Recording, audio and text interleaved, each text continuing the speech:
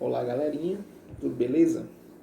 Nessa aula de hoje nós vamos continuar falando ainda sobre as alavancas. Na nossa aula passada, na nossa última aula, nós fizemos a introdução ao estudo das máquinas simples. Vimos o que são as máquinas simples e para que elas servem. Nós começamos a falar sobre algumas máquinas simples, falamos sobre as alavancas e hoje nós vamos continuar falando sobre a classificação das alavancas. Nós já sabemos para que servem esses instrumentos e o que são. Agora nós vamos conhecer os principais tipos. Vamos diferenciar a alavanca interpotente da interfixa da interresistente e vamos conhecer aí quais são as suas principais características. Então, pessoal, nessa aula de hoje a gente continua ainda falando sobre os elementos de uma alavanca, né?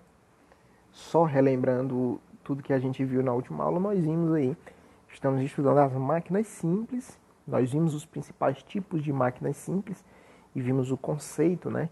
Vimos que as máquinas simples são simplesmente máquinas que são utilizadas essencialmente no nosso dia a dia para executar uma função, para executar um trabalho.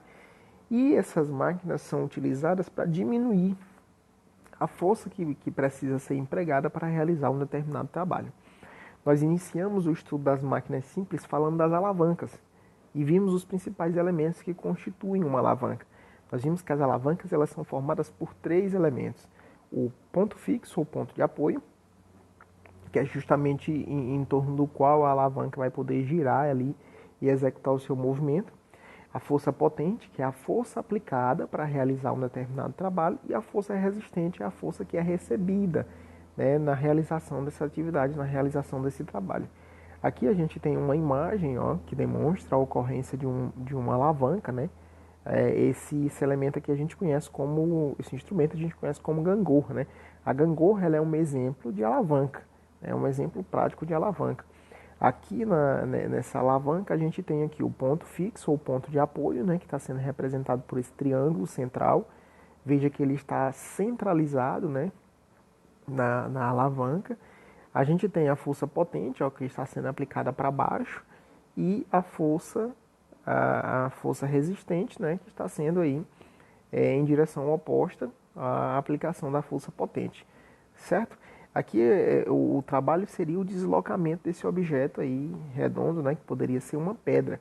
Essa pedra iria oferecer a força resistente.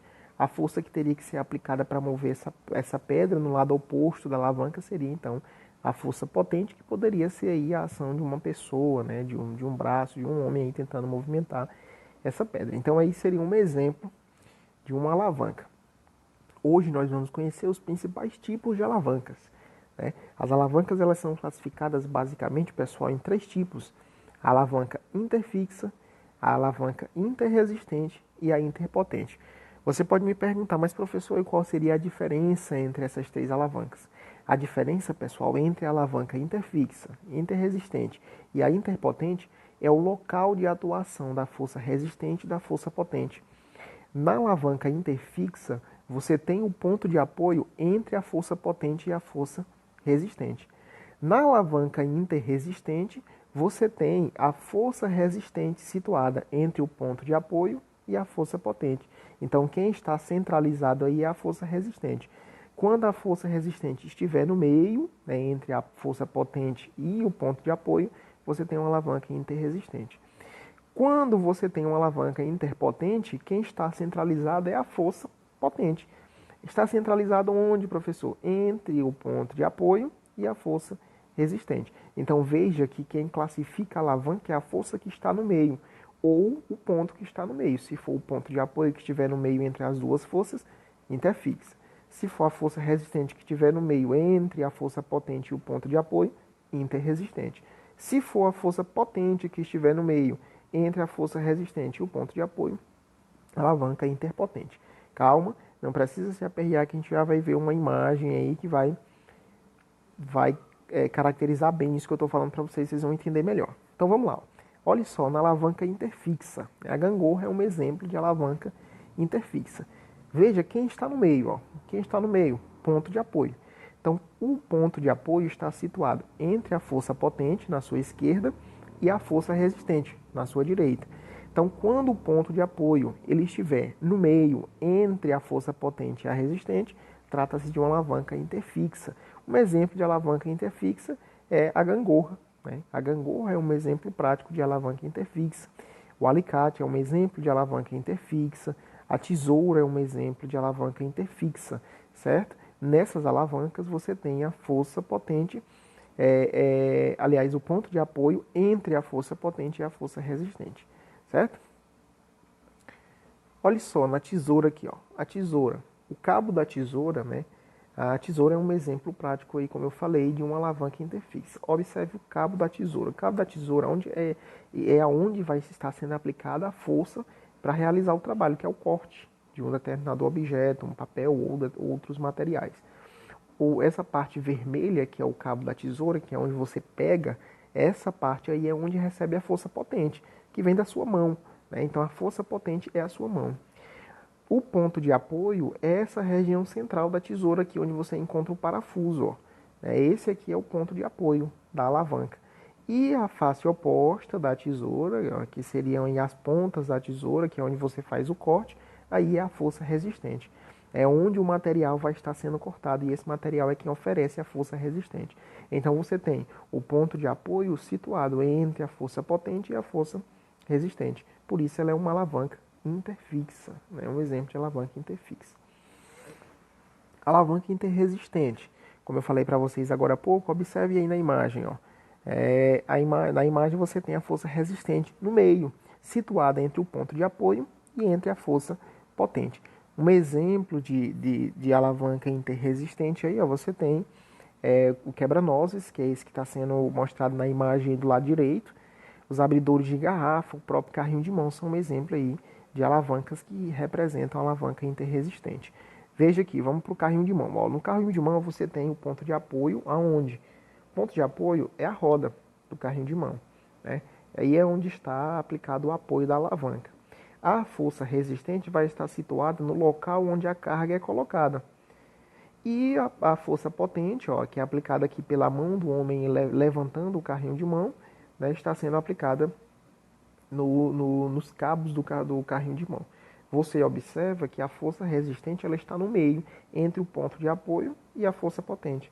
Então, sempre que a força resistente estiver no meio, situada entre o ponto de apoio e a força potente, você tem uma alavanca interresistente, certo? O mesmo exemplo aí é o exemplo do quebra-nozes. Lá no quebra-nozes, os cabos onde você pega representa a força potente. A força resistente, ó, é onde está sendo realizado a quebra da noze, né?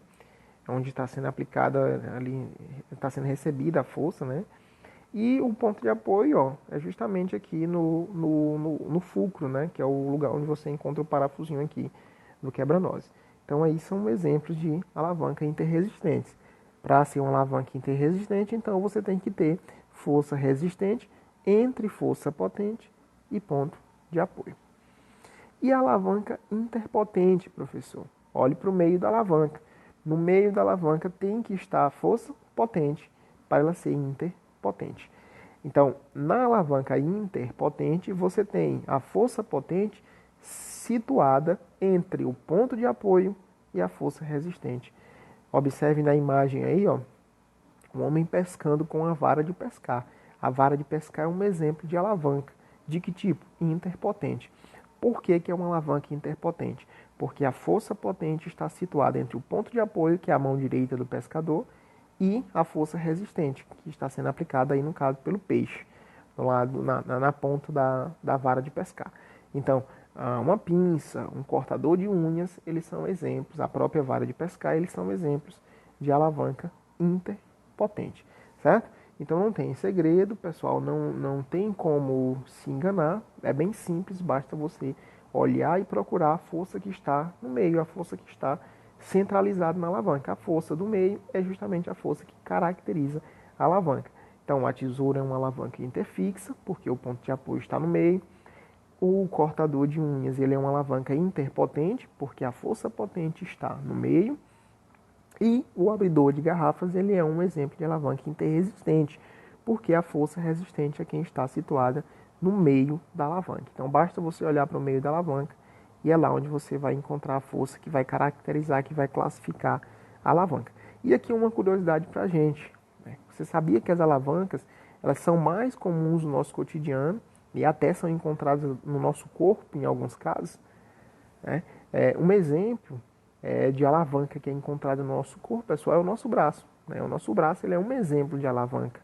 Quando a gente realiza ali o ato de levantar um objeto, de pegar um objeto, de segurar um objeto, você está utilizando um trabalho, e para isso os nossos ossos eles vão funcionar como uma alavanca, tá certo? O nosso braço, por exemplo, no nosso braço a gente tem, por exemplo, o cotovelo sendo utilizado como um ponto de apoio. A força resistente vai estar sendo aplicada na sua mão quando você segura um objeto, por exemplo, e a força potente, quem executa a força potente é o músculo, né? O músculo do braço é quem executa aí a função de força potente, certo? Então, galerinha, a gente fica por aqui. Hoje a gente falou um pouco sobre a classificação das alavancas. Na nossa próxima aula nós vamos ver mais um exemplo de máquina simples, que é o plano inclinado, certo? Também é um exemplo de máquina simples utilizado para reduzir a força aplicada no transporte de um objeto, na realização de um trabalho ou no deslocamento de uma carga, certo? Então, até mais.